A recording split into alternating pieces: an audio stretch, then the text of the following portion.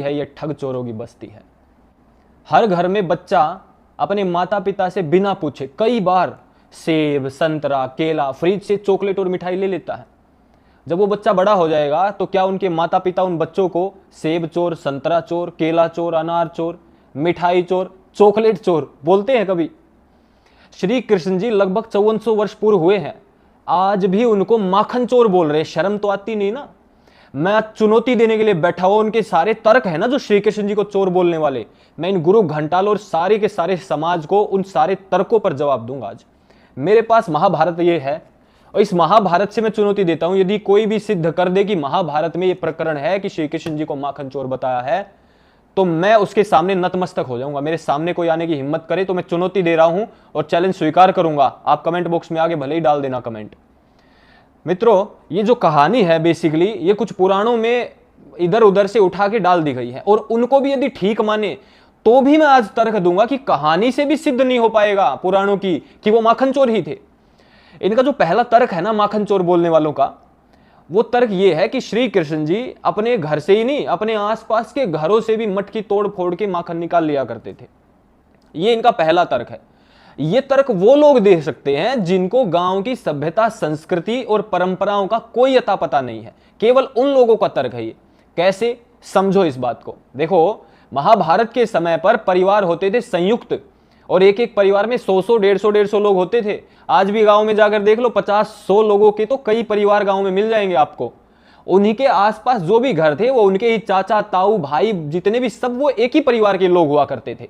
और दूसरा, श्री कृष्ण जी के घर में स्वयं सैकड़ों देसी गायें होती थी, इसीलिए श्री कृष्ण जी को गोपाल भी बोलते हैं।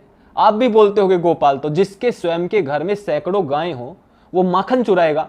अरे वो हजारों लोगों को प्रतिदिन घी खिला सकते थे, माखन खिला सकते थे, ऐसी हैसियत थी श्री कृष्ण जी की उनके परिवार की। अरे हमारे घर में 3-4 गायें होती थी, हमारी माता ने भी कभी हमें माखन खाने से नहीं रोका, प्रसन्न और होती थी जब जब हम माखन खाते थे। तो आप श्री कृष्ण जी की बात कर रहे हो, माता यशोदा को अपमानित कर रहे हो।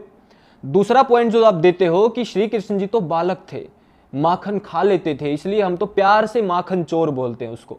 अपने घरों के बालकों को प्यार से चोर बोल के देखो, बाद में श्री कृष्ण जी पे चर्चा करना। पहला तो मैं ये कहना चाह रहा हूं, और दूसरी बात ये कहना चाह रहा हूं, आज भी सनातनी यदि कोई है, हिंदू कोई है, अपने बच्चों को 2-3 वर्ष का होते ही शिक्षा देनी शुरू कर देता कि बेटा चोरी करना बुरी बात है, भगवान नाराज हो जाते हैं। देते कि नहीं देते हैं आप कमेंट बॉक्स में बता देना मुझे।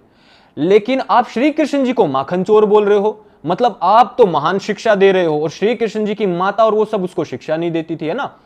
तो आप भी अपने बच्चों को कहना शुरू कर दो कि बेटा चोरी अच्छी बात है, खूब चोरी करो, जहां जो मिले खाने पीने का सब इधर उधर के घरों में जाओ, खा लिया करो बिना पूछे। अपने बालकों को भी चोर बना दो, फिर तब तो हम माने कि हाँ भाई तुम अपने बालकों को भी चोरी की शिक्षा दे रहे हो, श्री कृष्ण को भी चोर बोल रहे हो। और तीसरा पॉइंट जो देते हैं ना, वो और भी बड़ा मूर्खतापूर्ण पॉइंट देते हैं। कहते हैं कि जब श्री कृष्ण जी माखन चोर थे तभी तो उनकी माता जो हांडी होती थी घी की, मक्खन की, जैसे महाराष्ट्र आदि में दही हांडी का त्योहार नहीं मनाया जाता है, जो वो 50-50 ऊपर वो मटकी होती है, और कृष्णा उनको जो बच्चे होते हैं जो बनते हैं उस दिन जन्माष्टमी के दिन, वो उसको फोड़ते हैं ना माखन की को, दही हांडी को। ये वहीं से चली हुई परंपरा है। लेकिन बोलते हैं कि दही हांडी को फिर ऊपर क्यों टांगती थी माताएं? अब इन लोगों को गांव की सभ्यता संस्कृति का, फिर से मैं कह रहा हूं, कोई लेना देना नहीं है। ना तो ये स्वयं रहे हैं गांव में, ना इन्होंने पशुपालन किया है, और ना इन्होंने अपने दादा या परदादा को देखा सुना, ना उनकी शिक्षाएं ली है इन्होंने कभी, ऐसा मुझे प्रतीत हो रहा। और यदि गांव का व्यक्ति कोई ऐसी बात कर रहा है तो मैं अब उसकी बुद्धि का क्या ही कहूं। तो इस विषय में यह बात सदैव ध्यान रखना, आज ही किसी गांव में जाकर और इस विषय में कुछ घरों में जाकर ढूंढना, थोड़ी रिसर्च करना। माताएं बहनें अभी भी मक्खन की हांडी को छत पे टांगती हैं, बहुत सारे घर आज भी गांव में मिलेंगे। उसका एक बहुत बड़ा कारण है जी, पहले फ्रिज व्रिज ये सब तो होते नहीं थे, छिपकली से, चूहों से, और ये क्या होती हैं, बिल्ली वगैरह आती हैं, इनसे बचाने के लिए घी को छत पे गज बनाकर लोहे के उससे लटका दिया करती थी।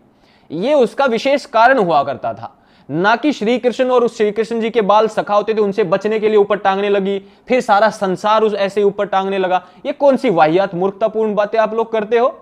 ऐसी बुद्धि कहां से आ रही, कौन दे रहा है ये सब बातें मूर्खतापूर्ण आपको? ये सबसे बड़ा प्रश्न है। और ये तीनों पॉइंट के बाद अभी यदि कोई कहता है कि श्री कृष्ण जी माखन चोर थे, तो भाई उसकी बुद्धि को तो घास सरने चली गई है, उसको थोड़ा सा शांति से बैठकर श्री कृष्ण जी की गीता पढ़नी चाहिए। क्यों पढ़नी चाहिए गीता? क्योंकि गीता से आप समझोगे कि श्री कृष्ण जी ने अष्टांग योग की शिक्षा दी है। अष्टांग योग में यम और नियम ये आधार होते हैं परमात्मा को प्राप्त करने के। यम 5 होते हैं, नियम 5 होते हैं। अहिंसा, सत्य, अस्तेय, ब्रह्मचर्य, अपरिग्रह, शौच, संतोष, तपः, स्वाध्याय, ईश्वर प्रणिधानानि नियमः। 5 यम 5 नियम। और इन 5 यम में जो तीसरा है अहिंसा, सत्य, अस्तेय, अस्तेय होता चोरी ना करना, पराये पदार्थ को ना छूना। श्री कृष्ण जी कहते हैं जो चोरी करता है उसे परमात्मा प्राप्त नहीं होता है, और आप श्री कृष्ण जी को ही चोर बोल रहे हो। अब यह सुनकर क्या श्री कृष्ण जी के भक्त को अंदर से आग नहीं उत्पन्न होगी? अंदर से दिल नहीं जलेगा हमारा? गुस्सा नहीं आएगा कि क्या वाहियात की चीजें आप बोल रहे हो? किस श्री कृष्ण जी को मान रहे हो? मैं तो यह प्रश्न पूछता हूं लोगों से कि जिस श्री कृष्ण जी को आप मान रहे हो वो महाभारत वाले श्री कृष्ण नहीं है। वो कोई चोर होगा आपके घरों में, आपके आसपास, जिसको बना दिया ऐसा। श्री कृष्ण जो महाभारत वाले हैं, जिन्होंने गीता का ज्ञान दिया, वो तो इस प्रकार के थे जैसा मैंने आपको बताया है। और बताता हूं, महान समाज सुधारक महर्षि दयानंद सरस्वती जी महाराज ने सत्यार्थ प्रकाश अपने अमर ग्रंथ में लिखा कि श्री कृष्ण जी आप्त पुरुष थे, जिन्होंने अपने जीवन में कोई त्रुटि नहीं की, वेद विरुद्ध आचरण नहीं किया, और आप उनको बालकपन से ही चोर घोषित करके आगे चल पड़े। और कुब्जा, दासी, संभोग, दुराचारी, व्याभिचारी, रास रचाने वाला, आज भी नाचता है सखियों के साथ।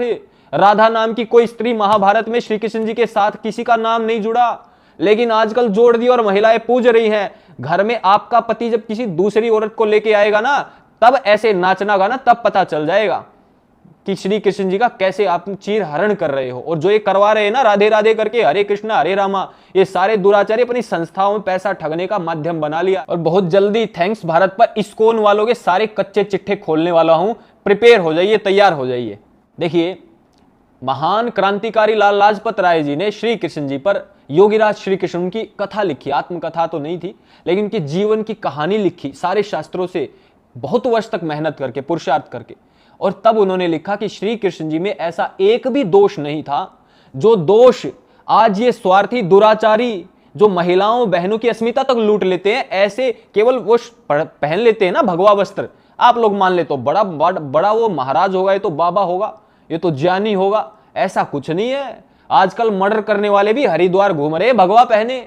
ये तो हमें अपने धर्म को जानना है ताकि हमारे साधु सन्यासी भी स्वच्छ हो, और जो अच्छे साधु सन्यासी उनका सम्मान हो सके। इसीलिए मैं ये वीडियो बनाता हूं। इन बुरे लोगों ने सबको एक जैसा बना के रख दिया समाज के सामने। तो लाला लाजपत राय जी कहते हैं ऐसी कोई बुराई श्री कृष्ण जी में नहीं थी जो आज जितनी बुराइयां बना दी गई उनके अंदर। इसीलिए अपने महापुरुष, अपने सच्चे महापुरुष, अपने क्रांतिकारी, अपने समाज सुधारकों की, अपने प्राचीन ग्रंथों की बात मानो। इन नवीन नवीन मतपंथ संप्रदाय और ग्रंथों की और गुरु घंटालों की बातों को त्याग दो। निश्चित रूप से सनातन धर्म की उन्नति हो जाएगी और कोई सनातन धर्म पर प्रश्न चिन्ह लगाने वाला पैदा नहीं होगा। ये मेरी गारंटी है। यदि आपको मेरी बात ठीक लगी हो ना, तो इस जन्माष्टमी ये वीडियो हर हिंदू तक पहुंचा देना। इसको ज्यादा से ज्यादा शेयर करना। इस वीडियो को कोई बच ना जाए, दिखाना, रिक्वेस्ट करके दिखा देना कि भाई एक बार सुन ले क्या कह रहा है ये लड़का, तेरा क्या जाता है सुनने में, जन्माष्टमी है, कुछ अच्छा ही सुनने को मिलेगा। कमेंट बॉक्स में डालना कि कोई विषय छूट तो नहीं गया माखन चोरी पर, और यदि छूट गया हो तो आप उसको पूरा कर देना ताकि कोई कमेंट पढ़ने आए तो वो उस चीज को देख पाए। थैंक्स भारत यूट्यूब चैनल और राहुल आर्य यूट्यूब चैनल आपके अपने यूट्यूब चैनल है। मैं आपका भाई राहुल आर्य हूं। इन यूट्यूब चैनल को सब्सक्राइब कर ले, शेयर भी करें इन वीडियोस को। ओम जय श्री राम, जय श्री कृष्ण।